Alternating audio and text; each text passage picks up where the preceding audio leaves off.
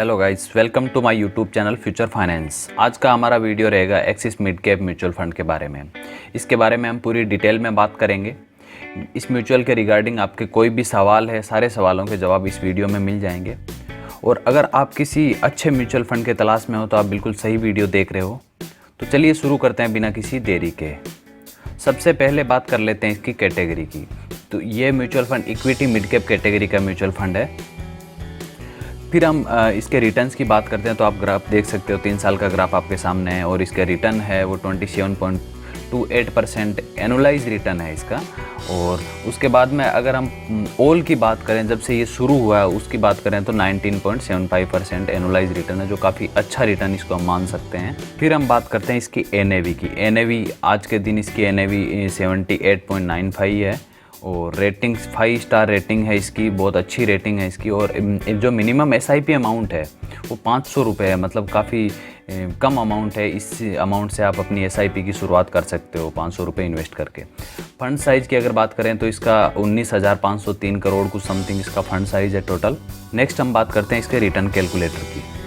तो अगर हमने इस म्यूचुअल फंड में इन्वेस्ट किया होता, एसआईपी की होती, तो आज ये फंड कितना बन चुका होता, हमारा अमाउंट कितना बन चुका होता।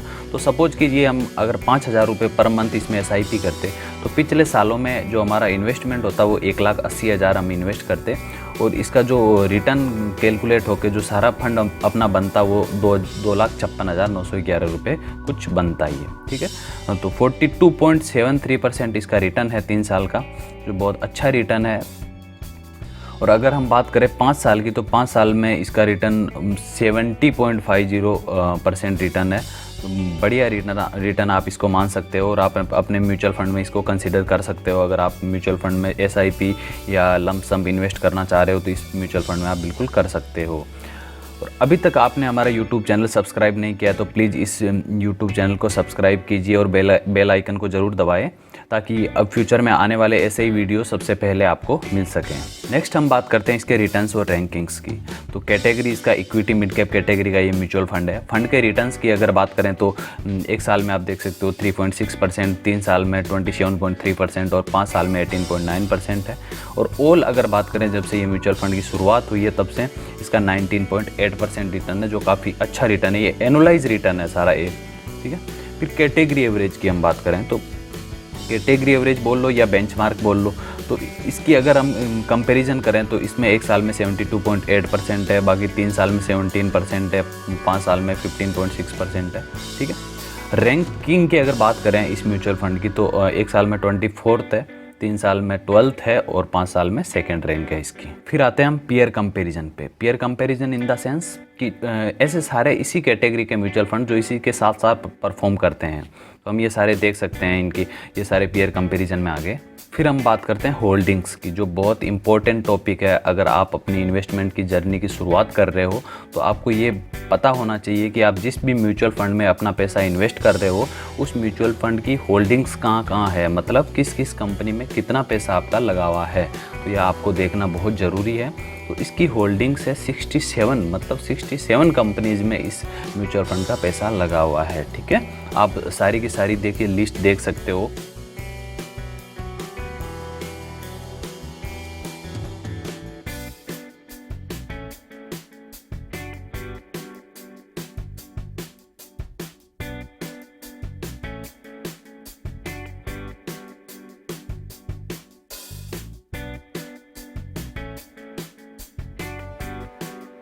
इसके बाद में हम बात करते हैं इसकी होल्डिंग एनालिसिस की।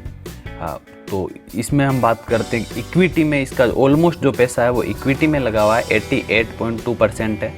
डेट की अगर बात करें तो 11.4% इसका पैसा है और कैश में इनके पास 0.5% पैसा है। ठीक है, नेक्स्ट हम आ जाते हैं इक्विटी सेक्टर एलोकेशन की, मतलब अपना जो पैसा है वो किस किस सेक्टर में कितना परसेंटेज लगा हुआ है। ठीक है, तो सबसे ज़्यादा फाइनेंशियल सेक्टर में इसका 17% पैसा लगा हुआ है। उसके बाद में केमिकल्स में 14.4%, फिर सर्विसेज में 13% है, फिर टेक्नोलॉजी में 11.6% है, अदर्स में 11.3% है, ऑटोमोबाइल में 8.5% है, कैपिटल गुड्स में 7.3% है और हेल्थ केयर में 6.1% है, कंज्यूमर डिस्क्रिशनरी में 5.5% और कंस्ट्रक्शन में 5.4% है।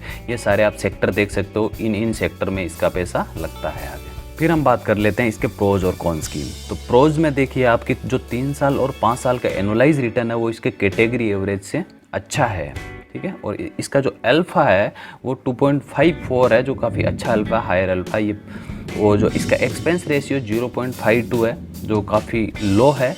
तो ये सारे प्रोज में आ गए। फिर कॉन्स की अगर हम बात करें तो इसका AUM मतलब एसेट अंडर मैनेजमेंट 19,503 करोड़ इसका एसेट अंडर मैनेजमेंट है, जो ज़्यादा है। तो इसको मैनेज करने में थोड़ी हो सकता है दिक्कत हो, तो इसलिए थोड़े फ्यूचर में रिटर्न्स के चांसेस कम हो जाते हैं, ठीक है।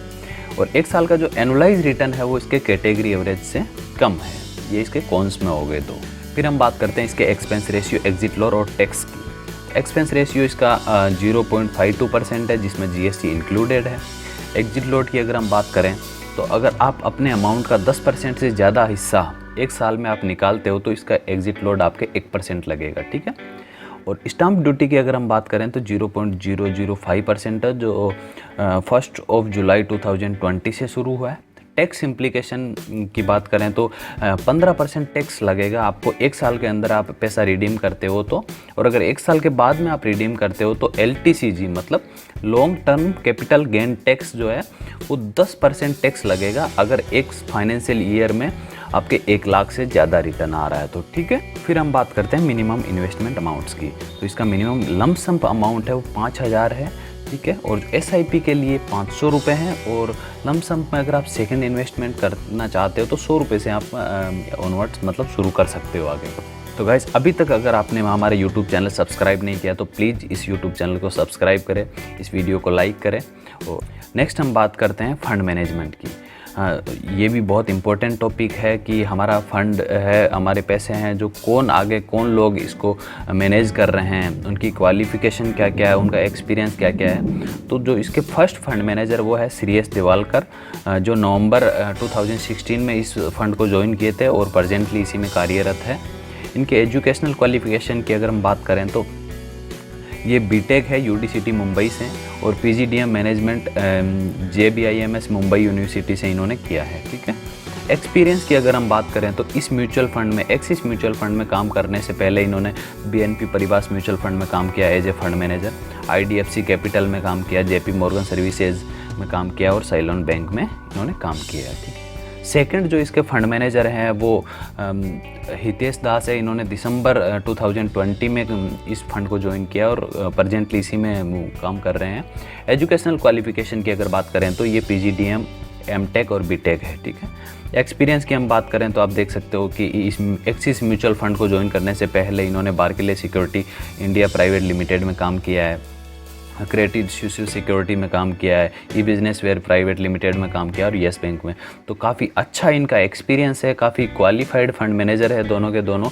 तो आप इस म्यूचुअल फंड को बिल्कुल कंसीडर कर सकते हो अगर आपका लॉन्ग टर्म का पर्सपेक्टिव है। अगर आप चाहते हो कि मैं 5-7 साल या 10 साल के लिए इन्वेस्टमेंट करना चाह रहा हूँ तो आप बिल्कुल इस म्यूचुअल फंड को अपने बकेट लिस्ट में आप इंक्लूड कर सकते हो, ठीक है। और आपको अगर ये वीडियो अच्छा लगा हो तो प्लीज़ इस वीडियो को लाइक करना, जिससे मुझे मोटिवेशन मिलता है।